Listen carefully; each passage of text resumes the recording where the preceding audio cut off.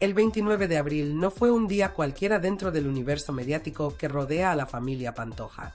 Lo que parecía una historia ya exprimida hasta el límite volvió a sacudirse con fuerza cuando Isa Pantoja decidió dar un paso al frente y ocupar ese espacio televisivo que, hasta ahora, había evitado en comparación con otros miembros de su entorno.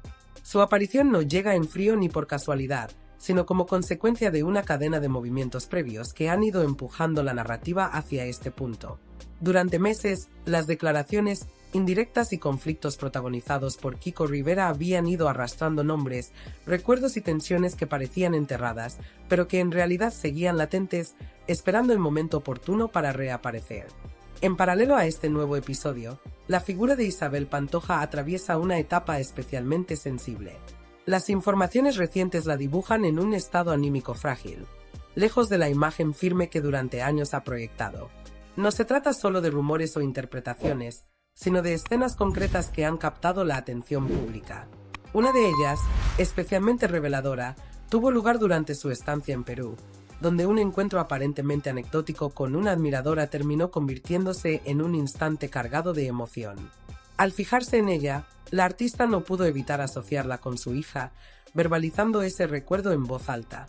Fue un gesto espontáneo, sin filtros, que dejó al descubierto una herida emocional que, lejos de cerrarse, parece haberse enquistado con el paso del tiempo. Mientras esa dimensión más íntima salía a la luz, otro foco de conflicto estallaba en un plató de televisión, esta vez con Gloria Camila como protagonista. La discusión no tardó en escalar cuando se mencionó el pasado de su padre, Ortega Cano, en unos términos que ella consideró completamente inaceptables. La reacción fue inmediata y contundente. Lejos de esquivar el tema, lo abordó de frente, recordando que su padre ya asumió su responsabilidad en su momento, que cumplió con la justicia y que ha convivido desde entonces con las consecuencias de lo ocurrido. Su intervención no solo fue una defensa familiar, sino también una crítica directa al uso irresponsable del lenguaje en televisión, donde, según ella, se banalizan acusaciones extremadamente graves sin medir el impacto real que pueden tener.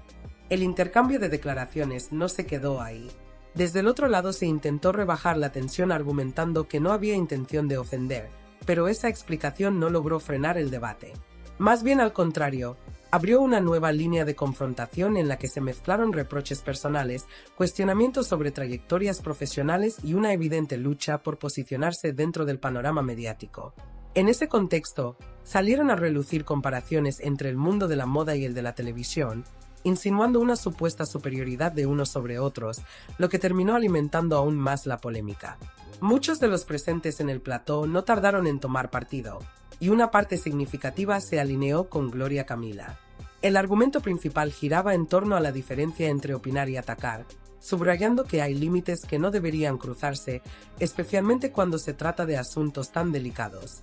Además, se puso sobre la mesa una contradicción que cada vez resulta más evidente en este tipo de programas: la facilidad con la que se defiende públicamente la idea de la reinserción y las segundas oportunidades frente a la rapidez con la que se utilizan errores del pasado como arma arrojadiza cuando hay audiencia de por medio.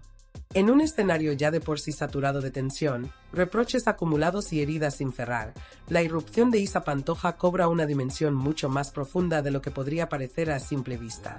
No estamos ante una simple entrevista televisiva diseñada para generar titulares rápidos o alimentar el ciclo habitual del entretenimiento, sino frente a una intervención que aterriza en un momento especialmente delicado, casi estratégico, en el que la atención mediática vuelve a concentrarse con intensidad sobre el núcleo familiar.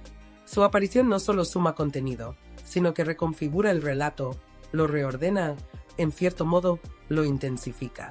Lo que se ha podido intuir en los avances difundidos deja entrever un discurso cargado de matices emocionales, donde aflora una percepción de distanciamiento que va más allá de lo superficial. Isa no se limita a responder o a defenderse, proyecta la imagen de alguien que siente haber perdido su lugar dentro de una estructura familiar que, con el paso del tiempo, parece haberse reconfigurado sin contar con ella.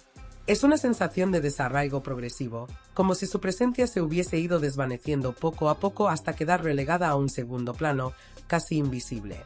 Aunque esta narrativa no es completamente inédita, el hecho de que sea ella quien la articule directamente, sin intermediarios ni filtros, le otorga un peso distinto, más contundente, más difícil de ignorar. Sin embargo, El impacto de su intervención no se limita únicamente al contenido de sus palabras.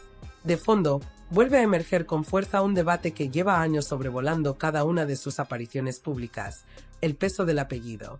Es un tema incómodo, pero recurrente, que inevitablemente condiciona la percepción que el público tiene de ella.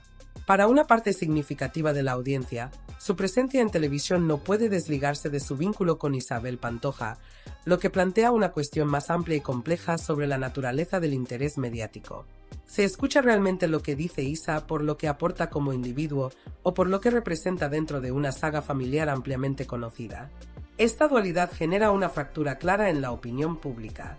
Por un lado, están quienes defienden su derecho legítimo a expresarse, a contar su versión de los hechos y a ocupar su espacio sin ser constantemente reducida a su apellido.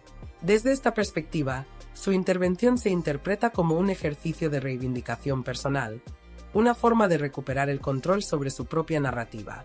Por otro lado, persiste la visión crítica de quienes consideran que su relevancia mediática está intrínsecamente ligada a ese mismo apellido, y que sin él difícilmente tendría el mismo nivel de exposición o interés.